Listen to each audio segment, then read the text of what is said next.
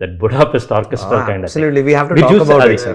So అక్కడ ఆ కొండ నుంచి అండి తూర్పు కనుమల్లో ఒక పీక్ ఉంటుందండి డియోమాలిన్, అక్కడికి వెళ్ళి షూట్ చేసాం మేము. అది new cinematographer, almost relatively new అన్నమాట అంతా, మన మనోజ్ రెడ్డి గారు. కొత్త editors Chanakya and Venkat, with కొత్త ఆల్మోస్ట్ ఫైట్ మాస్టర్ వచ్చేసి Ramakishan sir, extraordinary the way he did అన్నమాట. శీలావతిని, దేశరాజుని, విక్రమ్ ప్రభు గారిని, అనుష్ గారిని, ద వే ఫైట్స్ అని. ఇంకో పక్కన వచ్చేసి ఒక ఎక్స్పీరియన్స్ ప్రొడ్యూసర్, రాజీవ్ గారు కావచ్చు, నాన్నగారు కావచ్చు, యువి వాళ్ళు కావచ్చు, అండ్ తోటతర్ని గారు, he is the legend. And with 15 సంవత్సరాల నా ఎక్స్పీరియన్స్ ప్లస్ సాహిత్యం ఈయన సాయి మాధవ్ బుర్రా గారు రైటింగ్. సినిమాలో ఫస్ట్ కథ రాసింది చింతకింది శ్రీనివాస్ గారు, ఫస్ట్ సినిమా ఆయన. మళ్ళీ ఒక బ్లెండ్ ఆఫ్ అది కుదిరిందండి. ఇప్పుడు నాకు ఎంత హ్యాపీగా ఉందో చూడండి. నా మొదటి సినిమా చేసిన ఆయన, ఇప్పుడు ప్రస్తుతం ఘాటీ చేస్తున్న ఆయన, ఇద్దరు. సో ఇది వచ్చేసరికి the film got a great energy అండి. You will witness it on September 5th. Super excited, sir. The energy what ఇందులో వచ్చింది. సో ఫ్రెష్ థాట్స్ అన్నమాట, plus with the experience. Okay, this what we want అన్నమాట. ఆ blend భలే కుదిరిందండి ఇందులో. Sir Budapest orchestra sir, ఆ take I was there sir, I was with him. ఎందుకంటే నేను చెన్నైలో ఉన్నాను, మీరు చేస్తున్నట్టు. Correct sir. అంటే he wanted to do it and he told me only one thing, అన్న సార్ సపోర్టివ్ చేస్తున్నాం, వీఆర్ డూయింగ్ ఇట్ అని అనగా చాలా ఎక్సైట్ అయ్యాం సార్ మేము.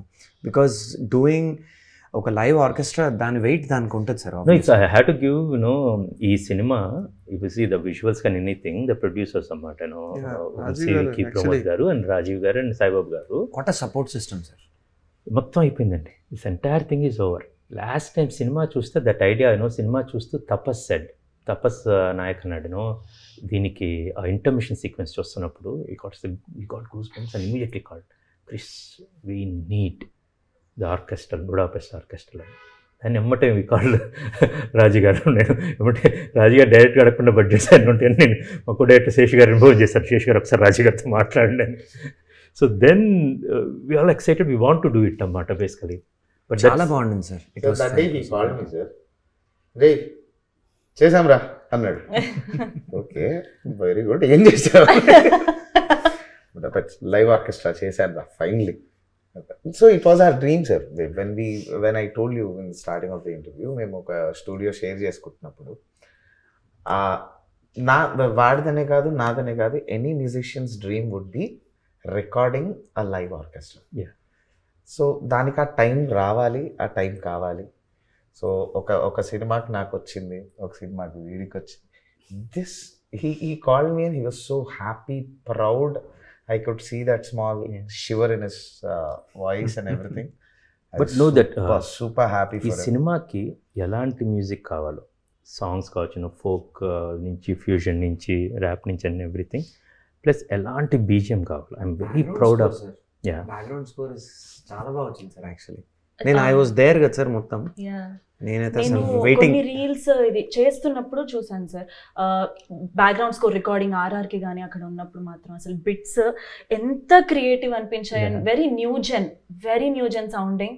And at the same time అక్కడ ఘాటి, ఆ ఈస్టర్న్ వైబ్ ఏదైతే ఉందో ఆ ఫీల్ని బ్లెండ్ చేస్తూ, it's not a joke actually. Vikram Prabhu పాటలన్నీ విన్నారన్నమాట బేసికల్గా. విన్ని ఇందాక కూడా బేసికల్ వేరే డిస్కషన్ ఏదో వస్తుంటే ఈ సెట్ దట్ మ్యాన్ సౌండ్ చాలా డిఫరెంట్గా ఉంది. It's not very regular, it's very different. And of course మాకు ఒక అవకాశం ఏంటంటే అలాంటి ఒక సబ్జెక్ట్ దొరికింది కాబట్టి, వెరీ రా రూటెడ్ అండ్ రియల్ ఎనర్జీ దొరికింది కాబట్టి we can push all this music. With of course the other 2 songs first అవి ఇచ్చారు రాసిన తర్వాత, నీ సాహసం అన్న సాంగ్ అది నేను ఎక్స్పెక్ట్ చేయలేదు దీని దగ్గర నుంచి. సడన్గా డివేటింగ్ ఫ్రమ్ ఇప్పుడు మీ పాట కానీ ద స్టోరీ కానీ ఇలా ఉండగా అసలు నీ సావాసం కరెక్ట్ తరరా అసలు సడన్గా తీసుకొచ్చాడు ఈ లైన్లోకి. అయితే కోరిన సంకల్పం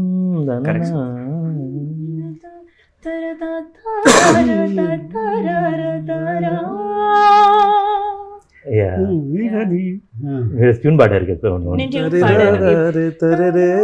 tune పాడాను.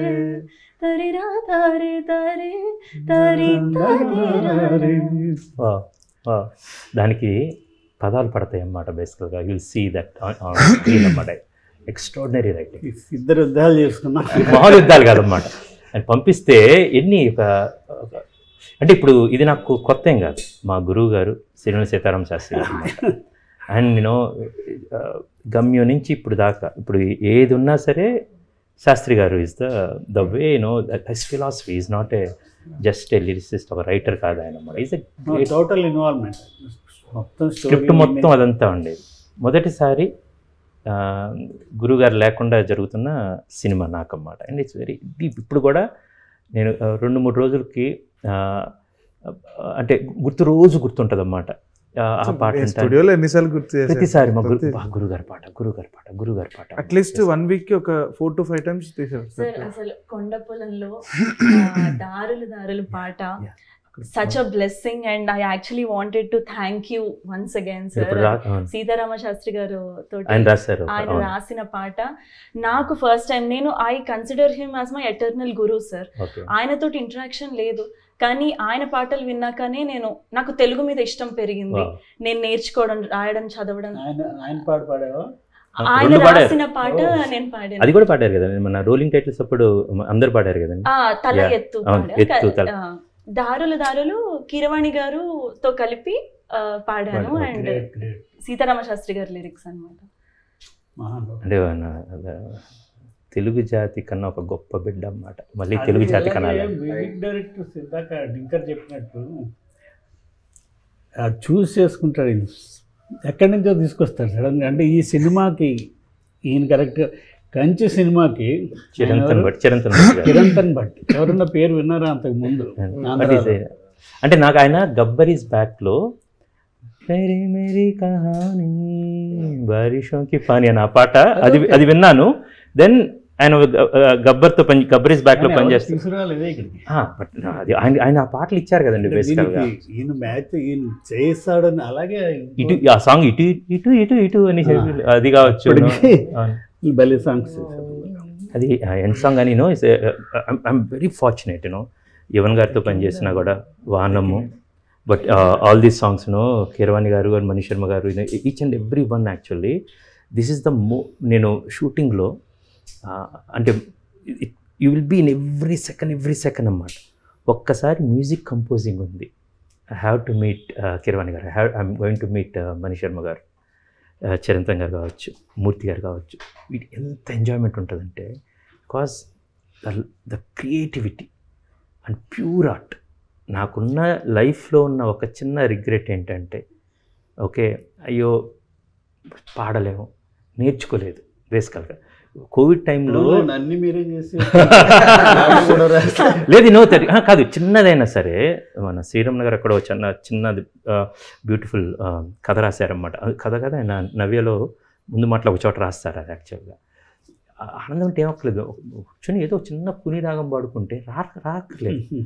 అందం అంటే ఏం లేదు, ఒక పువ్వు కోసుకుని దూరం అక్కడ పక్కన పెడితే దేనికి అవసరం కాదు, బట్ ఎంత డిఫరెన్స్ ఉంటుందో అని.